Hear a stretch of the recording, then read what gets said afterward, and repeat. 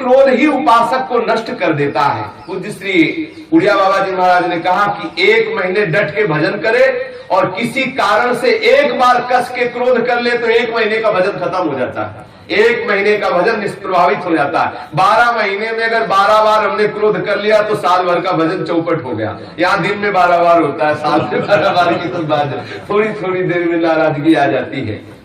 क्रोध भगवत प्राप्ति के मार्ग में बहुत बड़ी बाधक वस्तु है। तुम जान लो ये क्रोध तुम्हारी अवनति का मूल कारण है। जो अपने आते हुए क्रोध को रोक लेता है उसको निश्चित भगवत प्राप्ति होती है। जो मनुष्य, जो उपासक अपने क्रोध के वेग को नहीं सहन कर पाता वो भयंकर से भयंकर कुकर्म करके विनाशकारी स्थिति को प्राप्त हो जाता है। इस जगत में क्रोध के कारण लोगों का नाश होता देखा गया है। इसलिए उपासक को कभी किसी पर क्रोध नहीं करना चाहिए।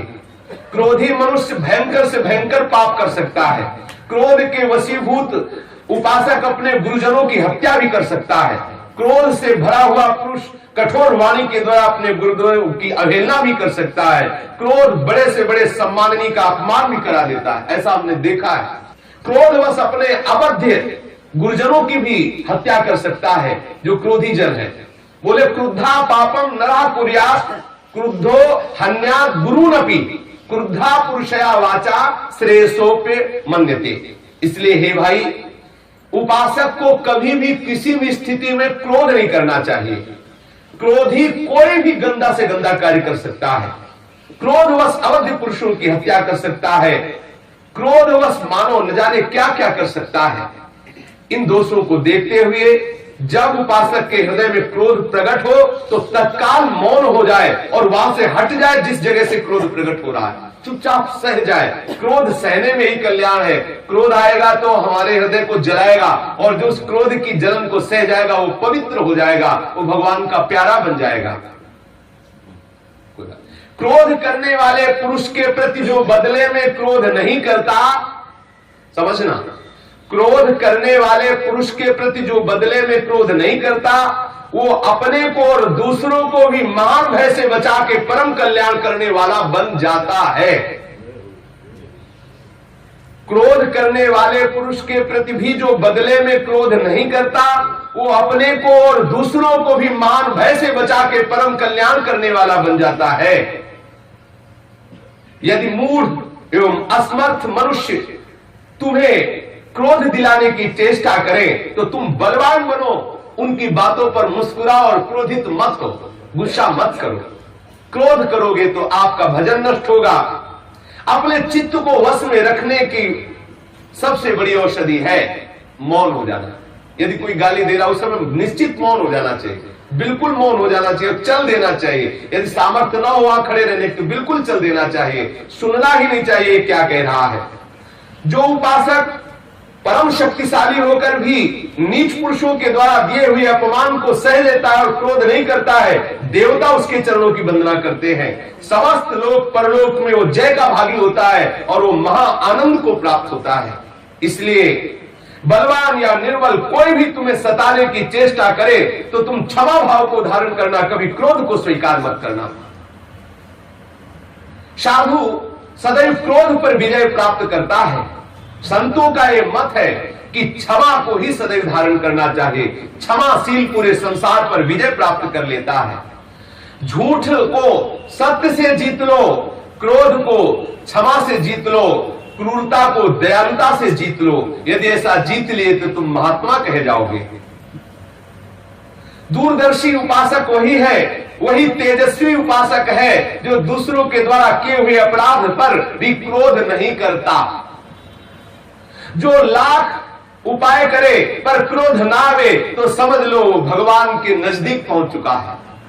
वो तत्वदर्शी महात्मा भगवान के नजदीक पहुंच चुका है। जब लाख उपाय किए जाए उसको क्रोध ना आवे। जैसे एकनाथ जी कितना उपाय किया, एक तो गंगा स्नान करके जब आते तो थूक देता ऊपर से, मलेक्ष कुल का थूक देता कहते हैं। 100 बार थूका, 100 बार गंगा, 1-2 बार थूकने के बाद अपने लोग तो चढ़ जाते ऊपर और उसको पीटते जाके, तुम्हें दिखाई नहीं दे रहा हम गंगा स्नान करके आ रहे। 100 बार थूकले पर भी वो 100 बार गंगा स्नान करे, अब तो रहा नहीं गया। वो ऊपर से उतर के साष्टांग दंडवत किया। एकनाथ जी ने कहा क्या बात हो गई? बोले मुझ अपराधी को क्षमा करें, हमने 100 बार आपके ऊपर थका, आपको परेशान। बोले भैया आप जैसा उपकारी तो कोई होगा नहीं। दिन में बहुत 2 बार गंगा स्नान करते, प्रातः और शाम।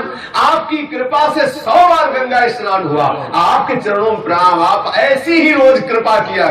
अब बोलो क्रोध की कई जगह है, कई क्रोध की जगह। कुछ तो चंडाल चौपड़ी बैठी रहती थी एक चौतरे पे, और एक लात जी को किसी भी तरह गुस्सा आवे ऐसा उपाय सोचते। एक ब्राह्मण आया, बोले हमारे को कुछ रुपए की आसक्ति। बोले 200 रुपया देंगे, जाओ एक नाथ जी को गुस्सा दिला दो बस उनको। बोले अभी जाते जाते गुस्सा, वो जूता पहले उनके पूजा गृह में चले गए। उन्होंने आसन दिया और बैठाला, बड़े प्यार से भगवान का चरणामृत दिया, प्रसाद दिया, कोई नाराजगी नहीं। उसको लगा कि ये बड़े विचित्र, सोचा था कि जूता पहन के अंदर जाए नहीं तो जरूर डांट लगा देंगे। ठाकुर जी के पास बिना जूता पहन, वो सब में ठाकुर देखते थे, इसलिए नाराज के उसने किया। जिस समय अतिथि सत्कार के लिए भोजन की थाली लगाई गई, पत्नी परोस रही थी भोजन, तो वो आसन से उठा, पत्नी की पीठ में ऊपर लद गया जाके। बोले अब नाराज होंगे, इसमें तो नाराज हो। तो उन्होंने कहा संभालना संभालना। बोले हमें बेटे को संभालने का अभ्यास है, आप चिंता मत करें। एकनाथ जी की पत्नी ने कहा मुझे बेटे, वो बेचारा रो पड़ा, कई उपाय किए लेकिन रो पड़ा। तो उन्होंने पूछा क्यों रो रहे? बोले हमारे 200 रुपया मारे गए। बोले कैसे मारे गए? तो उन्होंने बताया वहां बैठे हुए लोगों ने कहा था कि आपको नाराज कर दे तो 200 रुपया मिल जाता, आप नाराज ही नहीं हो रहे, मैं क्या करूं? बोले आके बता देते, पहली बार में नाराज हो जाते। उन्हें 200 रुपया मिल। इतने महात्माओं के ऐसे ऐसे उदाहरण है कि लोगों ने कितना उनको क्लेश दिया लेकिन कभी नाराज नहीं हुए। क्रोध करत जे अनसहन निंदक तीनों पैन। महाप्रभु श्री हरिवंश चंद्र जी के लिए मंगल में श्री सेवक जी ने गान किया है।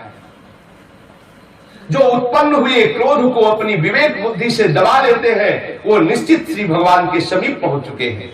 क्रोधी मनुष्य किसी कार्य को ठीक ठीक नहीं समझ पाता है, वो ये नहीं जान पाता कि क्या मर्यादा है, क्या करना चाहिए, क्या नहीं करना चाहिए। इसीलिए क्रोधी मनुष्य अपने गुरुजनों को भी कटवचन बोल देता है। क्रुद्धो गुरून क्रुद्धस तुदत्यपि। बोले हंत्यवध्यानपि क्रुद्धो, क्रोधित होकर के गुरुओं की हत्या कर देना, गुरुजनों को कठोर वचन बोल देना, गुरुजनों को पीड़ा पहुंचाना। इसलिए उपासक को सदैव इस क्रोध रूपी दुश्मन से निपटना चाहिए, क्षमा रूपी अस्त्र से। क्रोध का त्याग करने से अद्भुत तेज प्रकट हो जाता है। क्रोधी पुरुष कभी भी अपने भजन को संचय नहीं कर सकता, भजन का संचय नहीं कर सकता, उसका तेज नष्ट हो जाता है, वो महान दुस्सह क्लेश से युक्त हो जाता है जो क्रोधी होता है। ये मूर्ख लोग ही क्रोध किया करते हैं और क्रोध को अपना बड़ा गर्व मानते हैं, मैंने ऐसा किया, मैंने। ये रजोगुण जनित जो क्रोध है ये उपासक का निश्चित नाश कर देता है। अतः हे सदाचार परायण उपासक, कभी भी क्रोध को मत करना, क्रोध को किसी भी तरह से स्वीकार मत करना।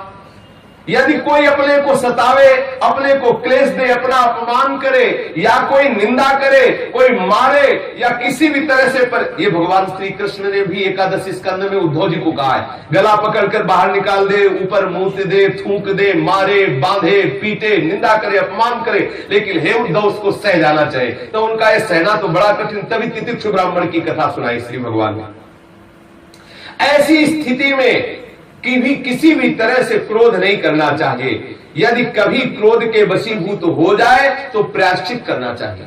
आज मुझसे गुस्सा आ गई, मुझे क्रोध हो गया, अब मैं 2 दिन भोजन नहीं करूंगा और निरंतर जप करूंगा और फिर ऐसा नियम ले कि कभी क्रोध नहीं करूंगा। जो मारने वाले के प्रति भी क्षमा रखता है और स्वयं उसको नहीं मारता, जो अनिष्ट करने वाले के प्रति भी हित की भावना रखता है, वो श्री कृष्ण को अपने अधीन कर लेता है। ये क्रोध महापापी है। पिता पुत्र को मार सकता है, पुत्र क्रोधित होकर पिता की हत्या कर सकता है, पति पत्नी की हत्या कर सकता है, पत्नी पति की हत्या कर सकता है। हन्युर्हि पितरः पुत्रान् पुत्रश्चापि तथा पितॄन् हन्युश्च पतयो भार्या पतिन भार्यास्तथैव च। ऐसा महापापी ये क्रोध है। पुरुष को सभी आपत्तियों में क्षमा भाव रखना चाहिए। क्षमाशील पुरुष ही पूरे संसार पर विजय प्राप्त कर लेता है। जो बलवान पुरुष होकर के भी दूसरे के द्वारा दी हुई गाली को सह जाता है और क्षमा कर देता है, जो अपने क्रोध को काबू कर लेता है, वो मानो पूरे विश्व को विजय प्राप्त कर, पूरे विश्व को विजय कर लिया, जीत लिया, अपने अधीन कर लिया। प्रभावशाली वही है जो कभी क्रोध न करे। ध्यान देना, सत्संग है ये जरूर जीवन में धारण किया जाए। जो क्षमाशील है वही सबसे बड़ी यज्ञ कर लिया, जो क्षमाशील है वही ब्रह्मवेत्ता है, जो क्षमाशील है वही तपस्वी है, जो क्षमाशील है वही भगवान का परम भक्त है। अर्थात जो क्रोध नहीं करता वही यज्ञवेत्ता है, जो क्रोध नहीं करता वही ब्रह्मवेत्ता है, जो क्रोध नहीं करता वही तपस्वी है, जो क्रोध नहीं करता वही भक्त है। कबहू कहो या रानी रहोंगो, श्री रघुनाथ कृपालु कृपाते साधु स्वभाव गहोंगो। आगे आया परुख वचन अति दुसा श्रवण सुनते ही पावक न दहोंगो। चाहे जितना कोई कड़ुआ बोले लेकिन हम बुरा नहीं मानेंगे। साधक को सदा क्षमा का आश्रय लेना चाहिए। जिस समय साधक सब कुछ सहन कर लेता है उसी समय वो ब्रह्म भाव को प्राप्त हो जाता है। ये देख लो, क्षंतव्यमेव सततम पुरुषेण विजानता, यदा हि क्षमते सर्वं ब्रह्म संपद्यते तदा। जो सब कुछ सह जाता है, गाली अपमान निंदा सब कुछ सह जाता है, सब कुछ सहन कर लेता है और सबको क्षमा करता है, वो ब्रह्म भाव को प्राप्त हो जाता है, ब्रह्मानुभूति के योग्य हो जाता है। क्षमावान को इस लोक में सदैव सब सुख पहुंचाते हैं, क्षमावान को परलोक में सब आदर के साथ लेते हैं, क्षमावान को लोक परलोक सब जगह सम्मान प्राप्त होता है। इसलिए उपासक को कभी भी क्रोध नहीं करना चाहिए, सदा क्षमा भाव से क्रोध को नष्ट करते हुए श्री हरि का भजन करना चाहिए। श्री राधा वल्लभ लाल